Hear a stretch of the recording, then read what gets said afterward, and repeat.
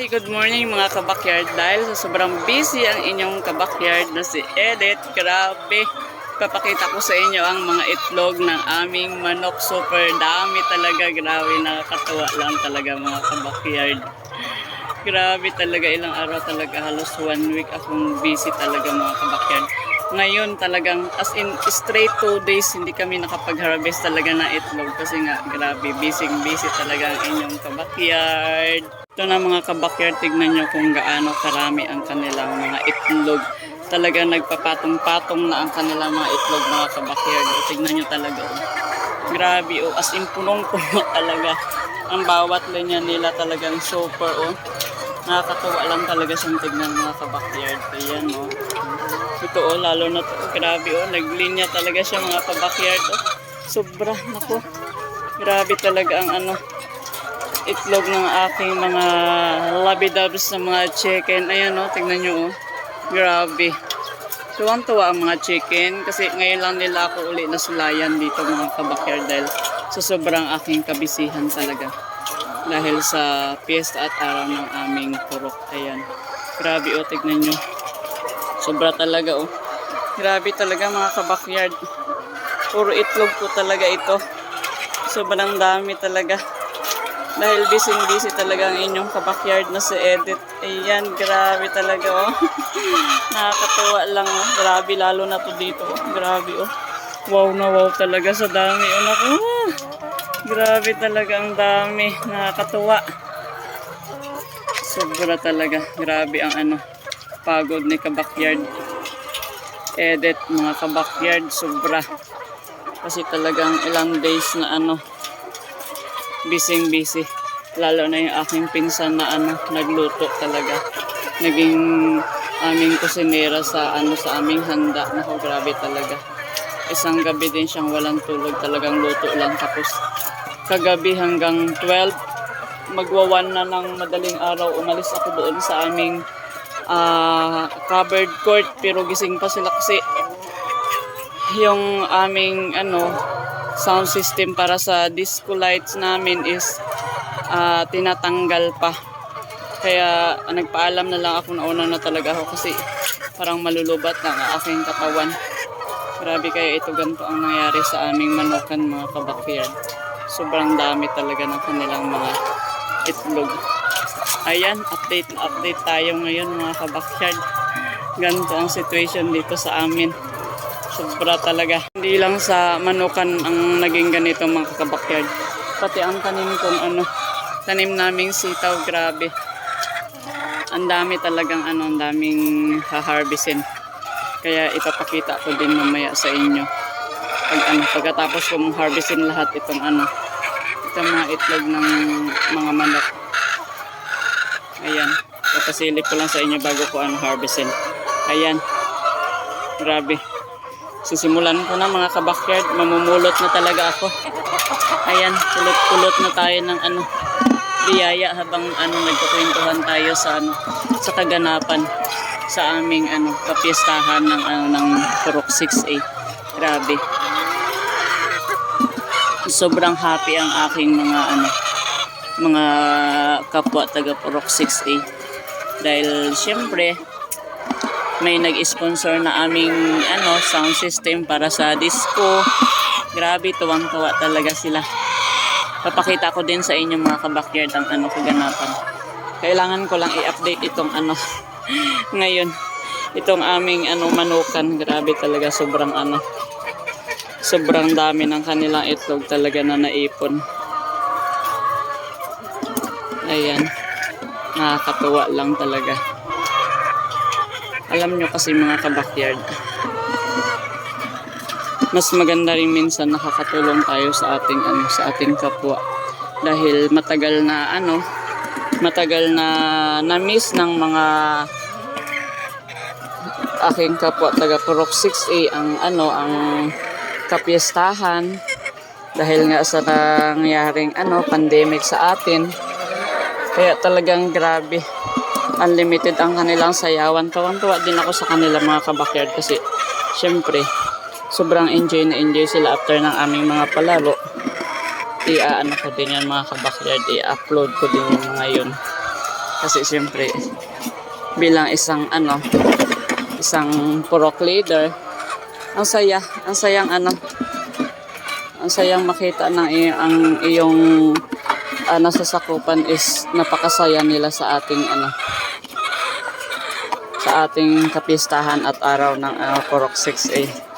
Grabe talaga. Unlimited ang aming mga palaro. Talagang puro kasiyahan ang nangyari. Meron mang kaunting mga trouble pero hindi talaga maiwasan yun, lalo na sa aming basketball. May mga kunting pagkakamali. Pero okay naman, at least at the end of the game is magkakaibigan pa rin. Importante naman talaga na nagkakaayos palagi, nagkakaisa. Ayan ang ating layunin para sa ating purok. Kahit na minsan nagkakamali, parang katulad din yan sa isang pamilya na hindi nagkakaintindihan, pero nakukuha naman yan sa maayos na pag-uusap. Yan lang ang aking masasabi. Kasi hindi naman talaga maiwasan na nagkakaroon ng misunderstanding. Pero ganun po talaga nangyayari talaga yun kahit na pang sabihin natin na maging maayos ang ating relasyon. Kaya sa mga subscriber ko dyan, huwag natin kakalimutan magdasal palagi sa ating Panginoong Hesukristo. Kasi ang lahat ng ito is baliwala kung wala ang ating presensya sa Poong May Kapal. Dahil napaka-importante na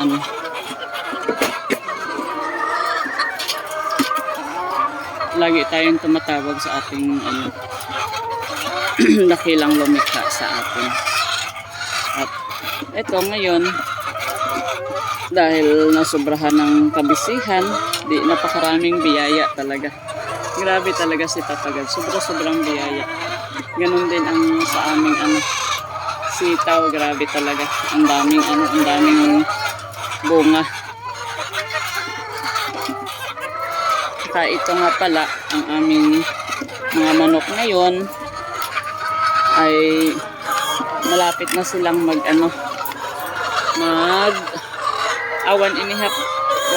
year na pala itong mga ito. So sabi nila pagdating daw ng 2 years magkakalma, pero titingnan lang namin kung anong nangyayari dito sa aming mga chicken, kung talagang makakal na nga sila. Pero okay lang kasi ang suggest din ng ang sabi din ng iba is umaabot pa din daw siya ng 3 years, depende sa sa pag-alaga sa kanila. Kasi alam niyo mga ka-backyard, habang tumatagal kasi ang lalaki na ng kanilang mga itlog. So hindi naman tayo malulugi kahit na ang is parang 50% na lang daw pag ang kanilang mga itlog. Pero at least kahit papaano nangingitlog pa rin kahit 50%. Kung malalaki naman ang size, katulad ng mga jumbo or super jumbo na siya, okay lang yun mga ka-backyard.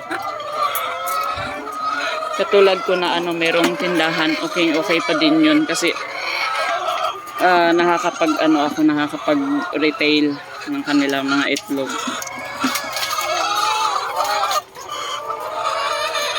Grabe talaga, natutuwa talaga ako. Kasi ang dami talaga nilang itlog. Enjoy talaga ako magpulot-pulot mga ka-backyard. Grabe. Sobrang busy talaga ang inyong Purok President. Nakakatawa lang talaga. Enjoy. Ayan na, malapit na maubos ang kanilang mga itlog. After nito mga ka-backyard, doon naman tayo sa may sitaw. So mag-harvest din tayo ng sitaw. kabakyard, ito na ang epekto ng ating napabayaang sitaw. Tignan nyo po. Nagninilaw na naninilaw na. Talagang sobrang lalaki na talaga siya. Grabe na po talaga Ano pa lang po yan. Ganyan nakadami. Isang linya pa lang po ang aking na-harvestan mga kabakyard. Ayan, grabe talaga. Sa isang linya pa lang ganito na ang na-harvest ko. Meron pa tayong 8 ha-harvestin. My God. Sobrang dami ng blessing pero ito lang. Ang mga lapses talaga is once na napabayaan natin, ganito ang mangyayari. Pero mga kabakyard, hindi naman po ito masasayang kasi matutuwa ang aking mga alagang manok na native. Kasi gustong-gusto nila itong kainin. Kaya ang mangyayari nito, pipiliin ko na lang ito yung mga ganito. Ganito na pwede pa siyang ibenta. At ito ang aking i-display doon sa tindahan. Itong mga ganito na yellow na talaga hindi na ito pwedeng pangbenta. Ito ay diretso na sa ating mga alagang manok. Ayan. Ay, magandang hapon mga kabakyard. Inabot na ako ng hapon talaga. Kasi alam nyo kung anong nangyayari. Kukwento ko sa inyo. Ito na ang mga sitaw na sinabi ko sa inyo na kukunan ko ngayon. Na ipagpapatuloy ko ang pag-harvest. Ayan, kita nyo mga kabakyard. Grabe ang dami talagang bunga. Sobra. Namamaos-maos naman ako kasi siyempre alam nyo naman na may padisko kami kagabi. Ayan, tingnan nyo. Grabe. Kukunan ko lang saglit ito mga kabakyard. Papakita ko lang sa inyo kanya mga bungang grabe saksakan ng kapal talaga. Ayan grabe. Mga kabakyard sobra ito na. Ito na ang aking lapses. Tingnan nyo na nangyayari. Tumanda na siya dito sa puno. Kaya grabe talaga. Pag busy talaga Tapos marami kang mga tanim. Ayan ito yung mga kabakyard Grabe ang dami talaga niyang bunga. Grabe ang blessing ni Lord. Ang problema lang hindi na harvest. Ayan. Ito na. Grabe sobra Nakakatuwa lang din talaga na ang dami niyang bunga. Ayan. Ayan. Hanggang dito na lang muna tayo ha. Shout out ko sa mga bago kong mga subscriber. Thank you sa inyong lahat. At sa mga hindi pa nakapag-subscribe, please subscribe na po kayo. Dahil sa sobrang busy, hindi ko na talaga nalilist ang aking mga isa-shout out. Kaya ito hindi ko ma-shout out talaga. Kaya lang mabawi lang ako sa susunod ha. Ito na nakaka-harvest na ako ng pangalawang linya na, sa pangatlong linya na ako. Kanina, na-display ko na yung unang linya. Ito naman ngayon yung pangalawang linya. Ayan. Tapos, pasilip sa ating okra. Ayan na. Grabe yung lalaki na talaga Super laki na talaga. Kita niyo yung dahon niya mga kabakyard kung gaano kalapad. Dangkalin ko lang ha. Ayan. Kita niyo yung kamay ko. Grabe no. Tingnan nyo kita niyo yung kamay ko. Sobrang laki talaga ng dahon. Tapos ang kanyang bunga sunod-sunod na ang kanyang bunga. Ayan kita niyo mga kabakyard Hindi pa nga lang siya malalaki. Pero may ilang araw na lang po mga kabakyard mag-harvest na ako. Ayan. Konting update sa ating gulayan. Bye-bye.